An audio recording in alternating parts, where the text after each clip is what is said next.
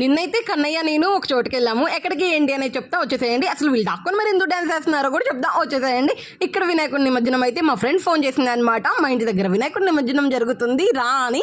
సరేలే అని వెళ్ళాను. అసలు ఫస్ట్ వద్దా అన్నాను. నేను నైట్ అయిపోయింది కదా, ఒక్కదాన్ని రాలేనులే, మా బావగోళ్ళు లేరు అన్నాను. ఏం కాదు రా, బాగుంది అంటే సరేలే అని వెళ్ళాను. అసలు ఇంత బాగుంటుందని నేనైతే ఎక్స్పీరియన్స్ చేయలేదు.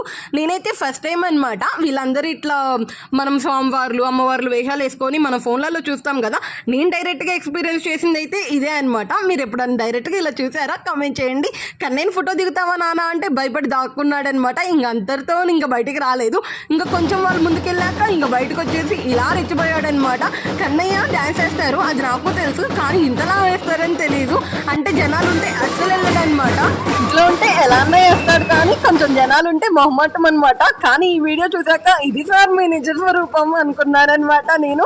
మరి మా కన్నయ్య డాన్స్ ఎలా ఉంది కామెంట్ చేయండి. అంతే వెళ్ళేటప్పుడు సబ్స్క్రైబ్ చేసుకొని వెళ్ళొచ్చు కదా. ఓకే బాయ్, ఉంటాను. అంతే లైక్ కూడా చేసేయండి.